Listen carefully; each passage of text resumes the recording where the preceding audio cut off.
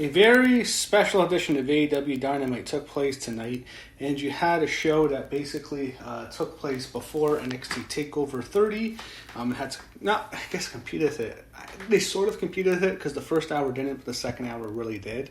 So it was a very different show. Of course, you had fans here. We started the show off with Private Party, which was Marks Quinn and Isaiah Quinity against FTR, Harvard and Wilder. Okay matchup, not a bad match. It was a solid opener to start the show off. People liked it. It went 13 minutes. It was a decent opener. It was an FTR style match. Had some high spots with like a Private Party stuff you'd expect, but we kind of FTR would win. They plugged Cody against Brody Lee for the TNT title. They aired a statement from John Moxley earlier today. He says the MJF campaign has been amusing and fun TV. He said he said he's said a lot about him because it's an easy target, and he should ask his wife because she has a 2-page list of what's wrong with him. And of course, big news coming out of last week is Renee Young has left the WWE. I want to talk about it because I think there could be two things. One is Moxley, but I don't know. Moxley's been there for a year now, over a year actually, a year and a half almost now with AEW. So it's probably not that, but I think there's that, and I think there's the COVID thing. When she got COVID, I heard WWE was so mad at her, they genuinely got pissed off at Renee, so I think that's why she's leaving there. And I think she'll appear. I don't think she wants to go back to wrestling. I think she'll probably go to ESPN. I think something like that. Fox. Well, actually, it'll be Fox. She thinks she still has a contract. No, she doesn't, but I think she has a relationship with Fox. She'll do something like that. But he talked about his wife, and he said he won't last under 25 years, and he did a good job, good promo attacking MJF. I thought he was really good. Right on character from Moxley. He was believable and entertaining in delivery without seeming like he's trying too hard. I thought he did well. MJF surrounds his support group. He's really ridiculous here in his complaints and demands. The lawyer was pretty good as well. He's really like being a complete ass. MJF is he's easily, I think, probably the best heel in wrestling right now. Just a dick. He's really not a likable person. He's just a great heel. I think he's more of a situation than like where he's just like a heel that you love to hate. I think he's genuinely he can get really under your skin sometimes. I think he just does a great job. You had Lucha Bros against the Butcher and Blade versus Jurassic Express. This was an okay matchup. It was went on for they had a good match. Went on for a while. You had Jurassic Express and Natural Nightmares get the win. Jurassic Express was Dustin Rhodes and QT Marshall. It was an okay match. After the match, you had Eddie Kingston talk to the Butcher Blade and Lucha Bros. After the match, they show footage earlier today of Britt Baker at rehab. Kip Sabian and Penelope Ford were working out together, and Baker offered to help them prevent cavities with free dental care for a year, but she needed a favor. She said Big Swole's obsessed with her. She said Swole challenged her to a match, but she didn't specify what kind. She said it should be a handicap match. She invites Ford to join Redbutt in the 2-on-1 match.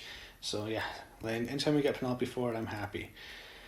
Please, hey, watch Penelope Ford. I think AEW, if Dynamite ever has trouble in the ratings, they just put Penelope Ford on for like 2 hours. But then NXT, if they have problems, they'll just put Scarlett. So Shivani stood mid in the ring and asked, one of the biggest moments was when Orange Cassidy beat Jericho, introduces him for a promo. Jericho is an asshole here. Jericho offers to toast him, but first they go back and forth for a while.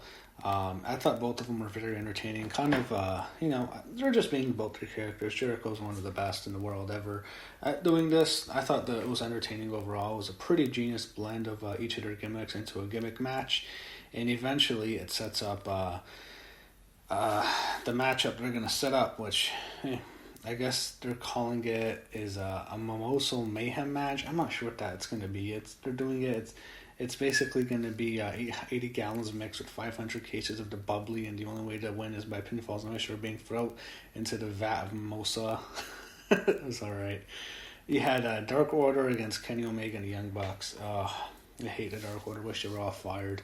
These are the worst teams. I heard the Young Bucks were pushing them. They wanted to push them for some reason. They're the worst team on TV. I hate them. They're awful. I think they suck, but yeah. Dark Order, Young Bucks, or not Young Bucks, Kenny Omega and the Young Bucks get the win, the three of them. The Elite with the victory. Omega grabs a chair afterwards, brings it to the ring, and he seems really angry. Omega sets the powerbomb, but Matt removed it. Omega was upset, and he eventually celebrates with him, so he's getting angry. Alex Marvez interviews Tully and FTR backstage. Marvez explains why they have a gauntlet match to extend the number one tag team titles. He'd start with number 4 ranked natural nightmares.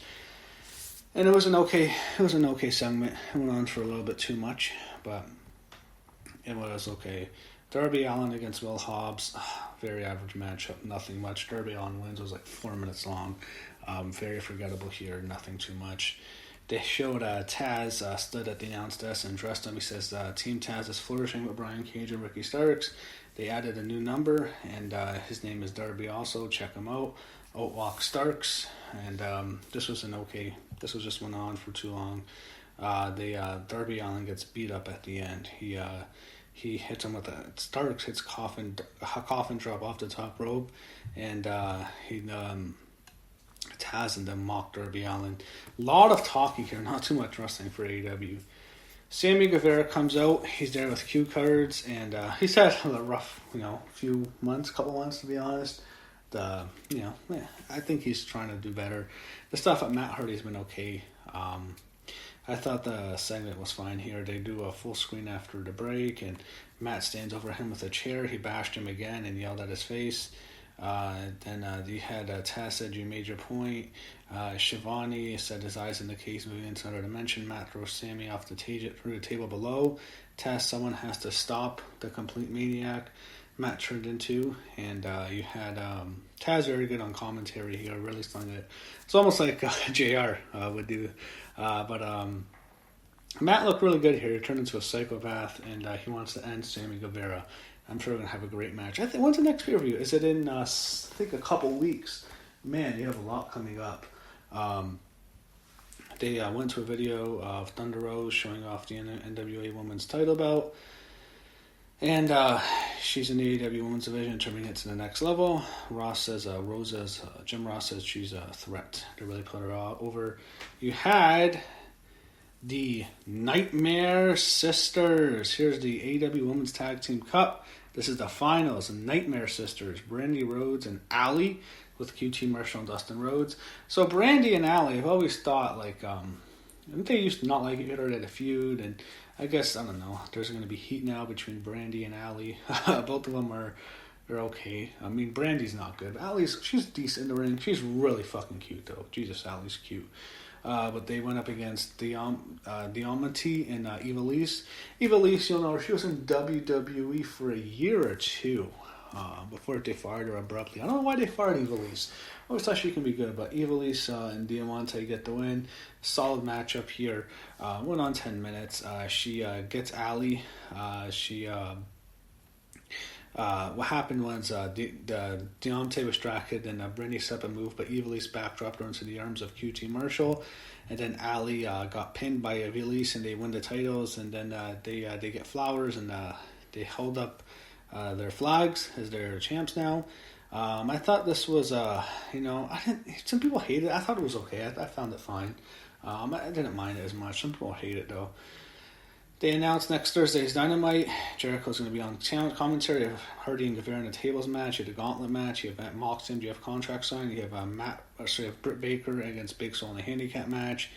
Main event is next, and you have Cody against Brody Lee, the TNT title match. This was crazy. Wow. This was a nuts match. So Cody goes after Brody, and I thought that decision here made sense. If they're going to sign Brody Lee, it's probably a good idea to give him a belt, because with Brody Lee, if you're not going to give him a title shot, because he just lost to Moxley not too long ago, so I understand why they did it, but Cody goes after him aggressively. The ringside's covered with MJF 2020 posters, so I guess he can get on a ballot beside Kanye West. Brody throws Cody into chairs on the side of the barricades. He threw some chairs around. Then it took Cody in the ring. Brody he beat up Cody really bad with a series of power moves, one after another relentlessly, including 2 power bombs, a discus clothesline. And then it's over. Brody, it was kind of like a fight. They're going after each other, but Cody was going too aggressively, and he got hit hard, and he got finished. It's like an MMA fight sometimes. Like, it's crazy, it's melee, but then you just get finished at the end of the round. And Cody gets finished. He gets hit with a clothesline. 1, 2, 3. Brody Lee's your champion. Arn Anderson shocked, and that was it. Brody Lee crushes Cody. Big win for Brody. I thought it was a great finish. I loved how they did it. So him and his wife both lose the belts, their title matches. Cody's arm was stiff in the air as he lay in the match. My next look on Cody, and then Shivani interviews Brody Lee afterwards. Dark Order joins him, and what happened was they really put over the match, and they had Taz said this is bad as JR says the inmates are controlling the warden's office. Brody yells at Arn, who's gasping for breath, but he gets called a son of a bitch. Brody held his newly won title over Cody. Brandy runs in to check on Cody. She covered him. Anna Jay then put Brandy in a rear naked choke from behind. Brody put his hands on her shoulder and called her off. Jay released. JR says, they really put it over, that the landscape changed, and Brody empties a bag of hard pieces of the ONC title belt all over Cody, and it's a new world, and they put over Brody Lee huge, and that is how Dynamite went off the air. A pretty good show, considering it had to go up head-to-head, or sort of head-to-head, with NXT TakeOver 30.